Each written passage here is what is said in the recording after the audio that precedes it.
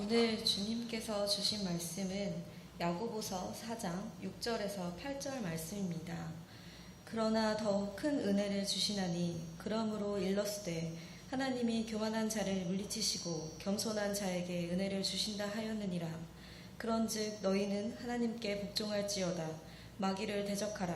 그리하면 너희를 피하리라. 하나님을 가까이 하라. 그리하면 너희를 가까이 하시리라. 죄인들아 손을 깨끗이 하라. 두 마음을 품은 자들아 마음을 성결하게 하라. 이는 하나님의 말씀입니다.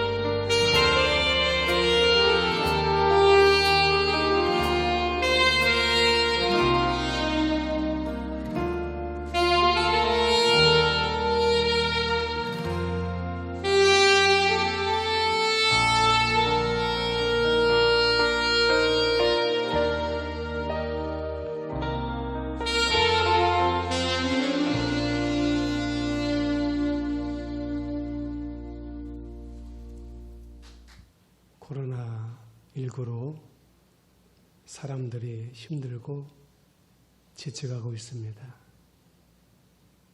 많은 사람들이 두려워하고 있습니다. 그런데 두려워하는 사람들, 그 사람들이 코로나에 취약한 사람들입니다. 성경은 우리에게 말씀해 주고 있습니다. 강하고 담대하라. 내가 세상을 이겼느니라. 두려워하면 안 돼요.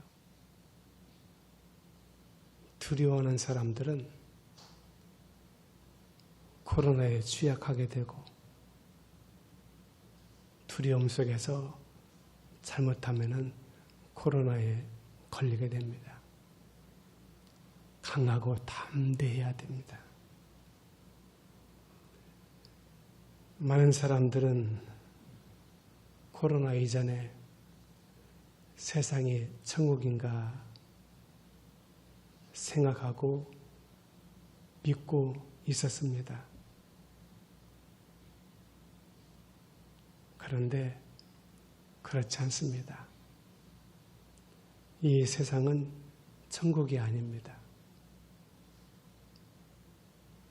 우리의 천국은 하나님의 나라입니다.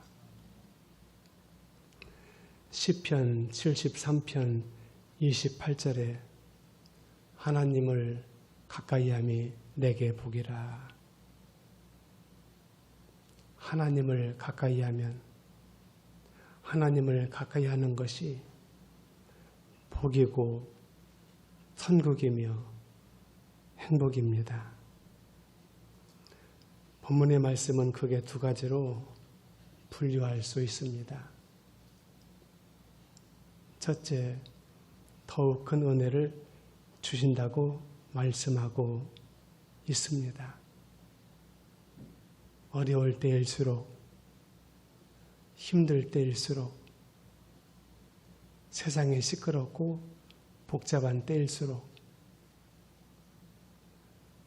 우리가 하나님 앞에서 더욱 큰 은혜를 받아야 된다. 그 은혜로 살아야 됩니다. 그러면 불안해서 못 삽니다. 힘들어서 살 수가 없습니다. 괴로워서 살 수가 없습니다. 우울해서 살 수가 없습니다. 여러분, 사회적 거리두기 3단계로 접어들게 되면은 사람들이 외출할 수 없습니다. 직장도 나갈 수가 없습니다. 왜냐하면 10명까지만 모이기 때문에 사회가 마비돼 버립니다. 그 전에 사회적 거리두기 2단계 때 우리가 방역을 철저하게 지키고 특별히 한 2주간 정도는 식당 가는 것도 자제를 해야 됩니다. 언제 어떻게 될지를 모르잖아요. 자, 이 어려운 때일수록 하나님의 더욱 큰 은혜를 받아야만이 어려움을 감당해내고 견디어내고 극복해내고 이겨낼 수가 있다고 말해요. 더욱 큰 은혜를 받아야 됩니다. 더욱 큰 은혜로 말미암아 두려움을 이겨내고 우울함을 이겨내고 걱정과 근심을 이겨내고 내 앞에 당한 어려운 문제들을 감당할 수가 있다고 말해요. 그런데 어떠한 사람에게 더욱 큰 은혜를 주십니까? 겸손한 자에게 은혜를 주십니다. 6절의 말씀, 그러나 더욱 큰 은혜를 주시나니 그러므로 일러스되 하나님이 교만한 자를 물리치시고 겸손한 자에게 은혜를 주신다 하였느니라. 하나님께서 더욱 큰 은혜를 주시는데 누구에게 더욱 큰 은혜를 주십니까? 겸손한 사람, 겸손한 자, 바로 그 사람에게 하나님께서 더욱 큰 은혜를 주신다. 어려울 때일수록 내 힘으로 살아가기 힘듭니다. 어렵습니다. 고통스럽고 괴롭고 우울하고 답답하고 그리고 두렵습니다. 그래서 우리 믿음의 사람들은, 하나님의 사람들은 하나님 앞에 더욱 큰 은혜를 받아야 된다. 더욱 큰 은혜로 살아갈 때 우리는 승리하게 되고 성공적인 삶을 살아갈 수가 있다. 그런데 하나님께서 누구에게 더욱 큰 은혜를 주십니까? 겸손한 사람, 겸손한 자에게 6절의 말씀 보니까 더욱 큰 은혜를 주신다. 이렇게 말씀해 주고 있습니다.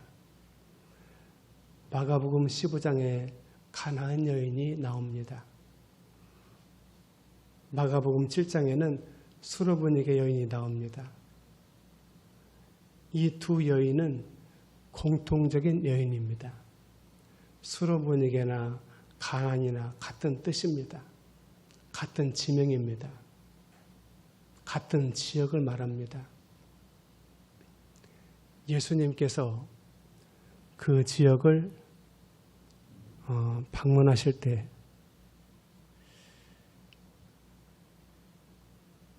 이 가나안 여자가 예수님을 찾게 됩니다.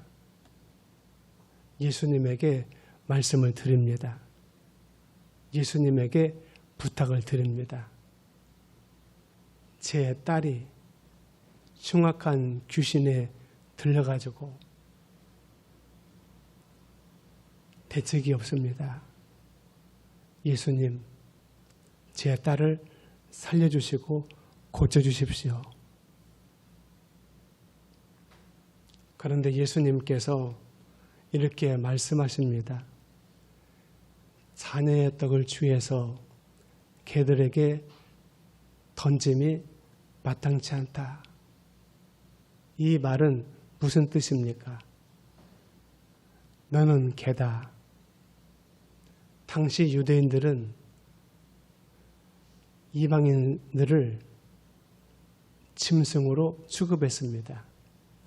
개나 돼지로 취급했습니다. 그래서 유대인들은 이방인들과 상종하지 않습니다. 대화하지도 않습니다. 왜? 개고 돼지이기 때문에. 바로 예수님께서 이것을 인용하신 겁니다.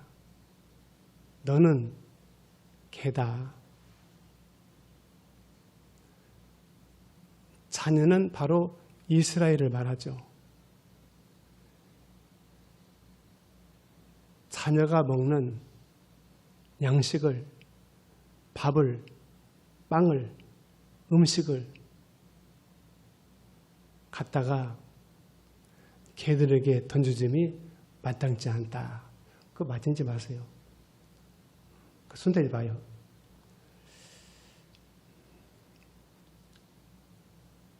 너는 개니까 네가 어찌 하나님의 은혜를 받을 수 있겠냐? 넌 받을 수 없다. 그래서 예수님께서 그 여자의 자존심을 찢어 놓은 겁니다. 너는 개다. 어떻게 개 같은 사람이 하나님의 은혜를 받을 수 있겠냐? 하나님의 선물을 받을 수 있겠냐?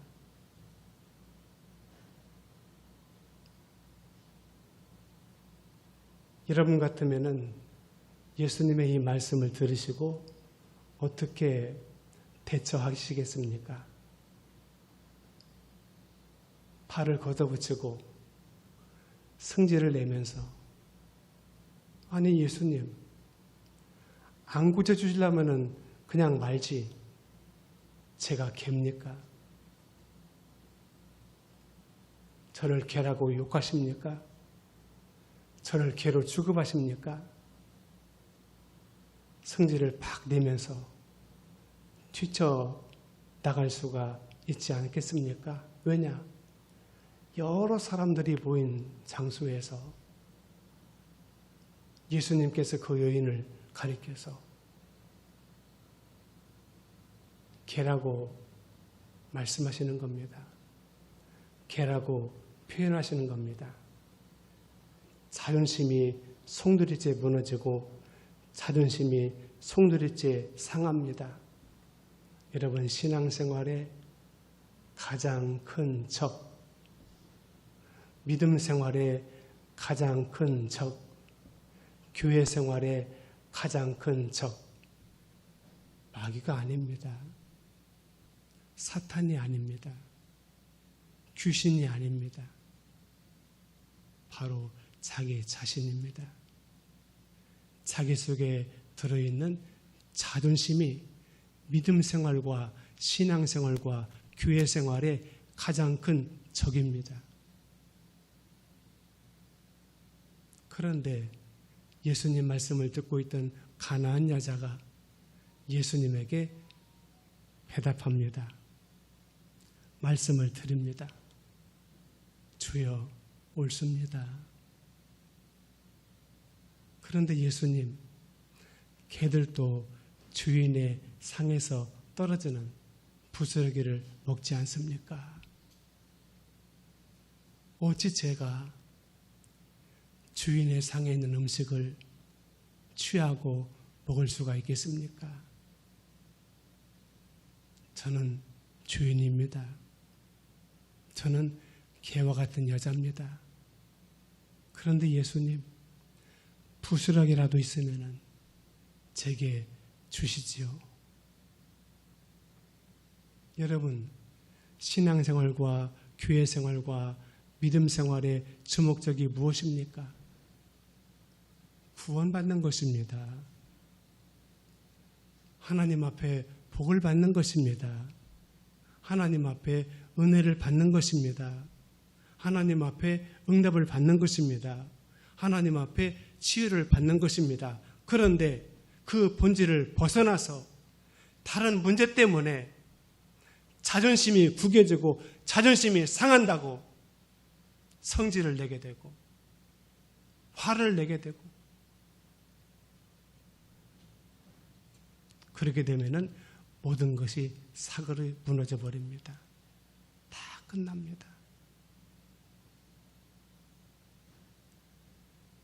이 가나안 여자에게 무엇이 소망입니까? 자기 딸이 고침받는 것입니다. 자기 딸이 고침만 예수님을 통해서 받을 수가 있다고 하면은 그까지 자존심, 그거 별거 아닙니다. 그런데 여러분, 왜 신앙생활하면서 믿음 생활하면서 교회 생활하면서 쓸데없는 자존심 때문에 여러분 상처를 받게 되고 믿음에서 벗어나게 되고 신앙에서 벗어납니까? 중요한 것을 잊고 있습니다. 중요한 것은 구원입니다. 은혜입니다. 복입니다. 응답이고 치유입니다. 문제의 길입니다. 그 문제가 무슨 일이라고 하면은 설령 예수님께서 내 자존심을 송두리째 짓밟는다 할지라도 문제가 되지 않습니다. 가나안 여인을 보십시오. 주님 맞습니다. 옳습니다.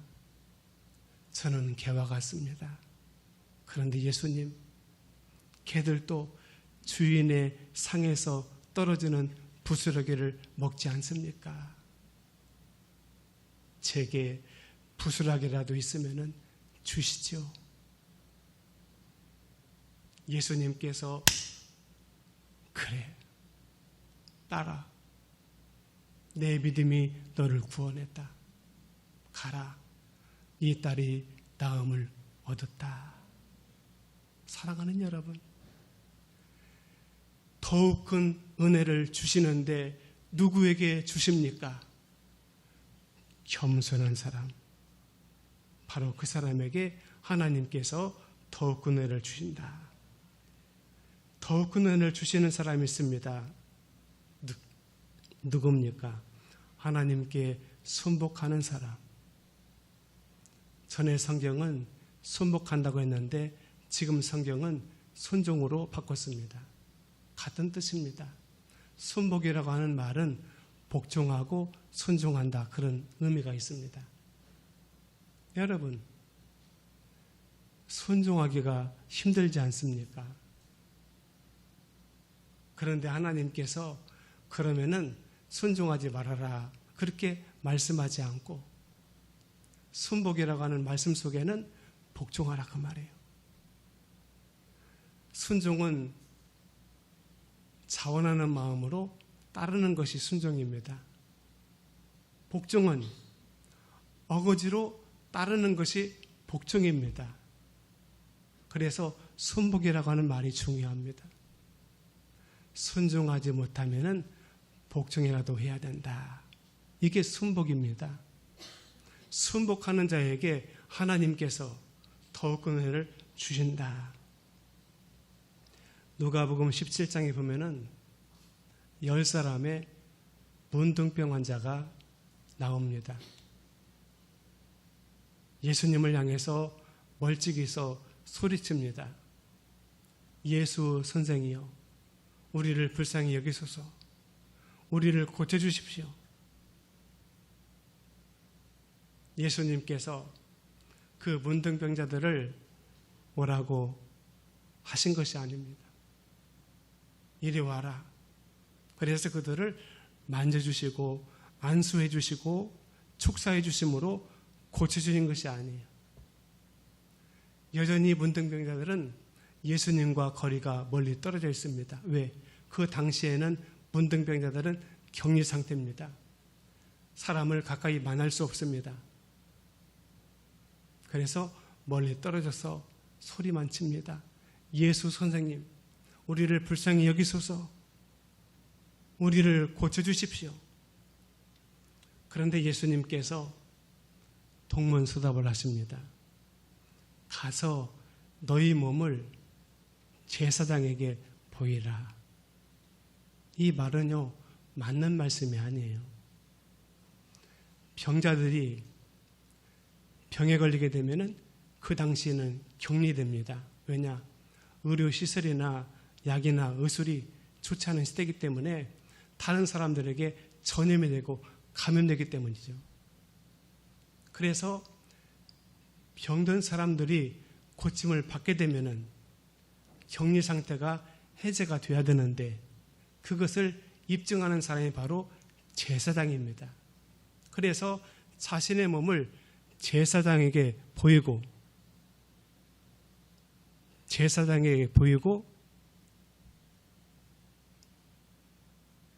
제사장이 이제는 건강하다. 이제는 네가 나았다. 증표를 받아야만이 격리 상태에서 해제가 되고 가정으로 복귀할 수가 있습니다. 자, 예수님께서 지금 10사람의 문둥병자들이 가까이 온 것도 아닙니다. 가서 안수한 것도 아닙니다. 예수님께서 고쳐주신 것도 아닙니다. 고쳐주시도 않고 대뜸하시는 말씀이 너희 몸을 가서 제사장에게 보이라, 그 말이에요. 이건 맞지 않는 말씀이에요. 예수님께서 이리 와라. 안수하시고 고쳐주셔가지고 건강을 얻었어요. 그러면은 그때 너희 몸을 제사장에게 가서 보이라. 그렇게 말씀하셔야 돼요.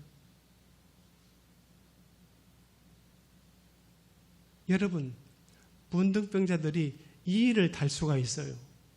아니, 예수님, 우리가 예수님을 통해서 안수받고 고침을 받아야 우리 몸을 제사장에게 보여가지고서 증표를 받을 수가 있는데 우리에게 안수해 준 것도 아니고 고쳐주는 것도 아니고 여전히 문둥병자인데 어떻게 우리 몸을 제사장에게 보입니까?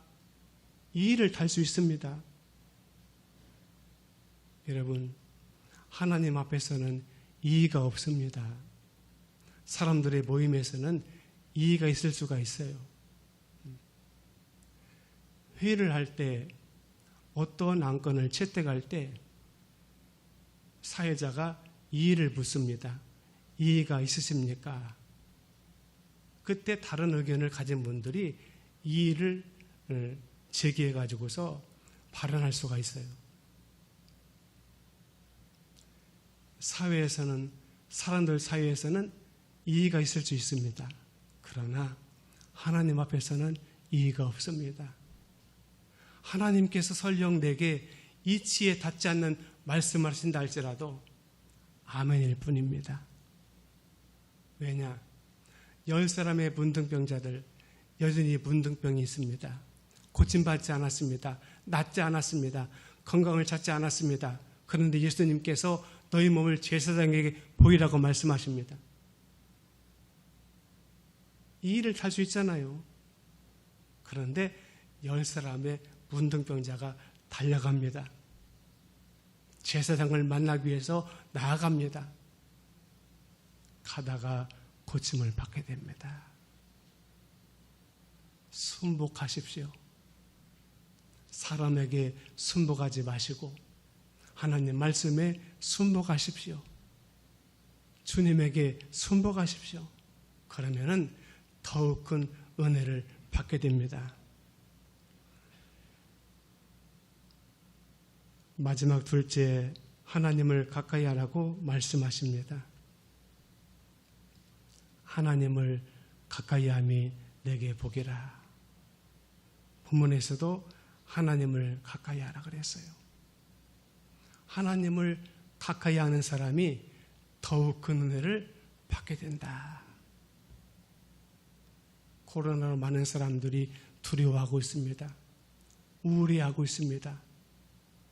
이럴 때일수록 방콕에 빠져가지고 가만히만 있으면은 우울에 빠져가지고 살지를 못합니다. 이럴 때일수록 하나님을 가까이 해야 됩니다. 하나님을 가까이 해야 하나님 앞에 더욱 큰 은혜를 받게 된다. 하나님을 가까이 하는 방법 두 가지가 있습니다. 하나님은 보이지 않습니다. 차라리 하나님이 보인다고 하면은 하나님 앞에 가까이 할 수 있죠. 그런데 보이지 않는 하나님을 어떻게 우리가 가까이 하냐고 말이에요. 하나님을 가까이 하는 방법 첫 번째, 말씀을 가까이 하자. 왜냐? 말씀은 하나님의 말씀이에요. 요한복음 1장에 보면은 곧 말씀이 하나님이시니라 그랬어요. 말씀이 누구의 말씀? 목사의 말씀이 아니에요. 대통령의 말이 아니에요. 사람의 말이 아니에요. 누구의 말씀? 하나님의 말씀이다 그 말이에요. 그리고 요한복음 1장에서는 말씀이 곧 하나님이시니라 그랬어요. 하나님 말씀을 가까이 하는 것이 하나님을 가까이 하는 것이다. 하나님을 가까이 하는 방법 두 번째, 교회를 가까이 하는 것입니다. 교회는 누구의 몸입니까? 주님의 몸입니다. 주님께서 핏값으로 교회를 사셨습니다. 그러므로 교회는 누구의 것입니까? 주님의 것입니다. 제가 은퇴하지만은 우리 양무리교회에서 제가 가지고 가는 거 아무것도 없습니다. 사택도 가져가지 못하고 교회도 가져가지 못하고 제가 타고 있는 승용차도 양무리교회 명의로 되어 있습니다. 가져가지 못합니다. 왜? 교회는 주님의 것이기 때문이다 그 말이에요. 그래서 교회는 누구의 몸입니까? 주님의 몸입니다. 주님의 몸된 재단이지 않습니까? 그래서 하나님을 가까이 하는 거, 말씀을 가까이 하고 교회를 가까이 하는 것이다. 주님을 가까이해서 얻는 은혜가 무엇인가? 사랑을 받습니다. 누구의 사랑? 주님의 사랑, 하나님의 사랑, 아가페의 사랑, 하나님의 놀라운 사랑을 받게 된다. 하나님을 가까이 하면은 더욱 그 은혜를 받지만은 더 나아가서 하나님의 놀라운 사랑을 받게 된다. 은혜를 받게 됩니다. 오늘 본문에서는 무슨 은혜? 더욱 큰 은혜. 마지막 세 번째는 주님을 가까이에서 얻는 은혜, 평안과 행복을 얻게 된다. 예수님께서 두려움에 떨고 있는 제자들에게 말씀하신 것이 있습니다. 너희에게 평안이 있을지어다. 너희에게 평강이 있을지어다. 마귀는 우리에게 두려움을 줍니다. 무서움을 줍니다. 공포를 줍니다. 초조를 주고 우울을 줍니다. 그런데 하나님께서는 우리에게 평안을 주시고 평강을 주신다고 말이에요. 주님을 가까이에서 얻는 은혜, 하나님의 사랑, 하나님의 더욱 큰 은혜, 그리고 평안과 행복입니다. 새 에덴 교회 홍보 장로이신 남진 가수를 아시죠? 그분이 예수님을 영접하고 나는 이전에 많은 부와 명예를 얻었지만 다 부질없다고 하는 것을 깨달았습니다. 예수님을 믿고 예수님을 영접해서 나는 평안과 행복을 얻게 되었습니다. 그러면서 그분이 불렀던 찬양을 들어보시겠습니다.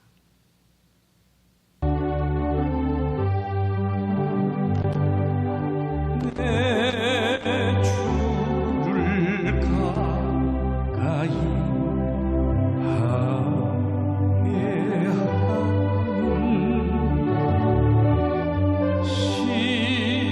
십자가 짐 같은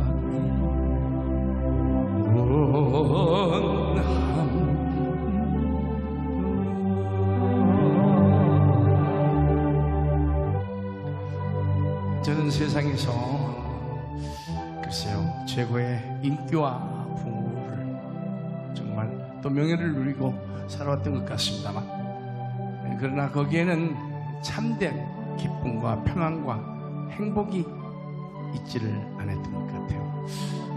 지나니까니 많은 세월이 지나고 보니 결국은 허무함이 더욱더 더 컸고 더 가득했던 것 같습니다. 이제 주님을 만나고 보니 하나님만을 가까이 하는 것이 나의 평안과 행복과 바로 축복이라는 것을 알게 되었습니다.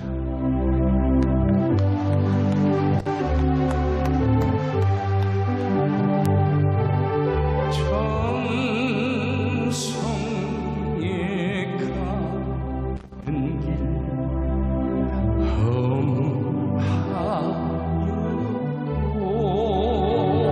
험하여도 생명길 나니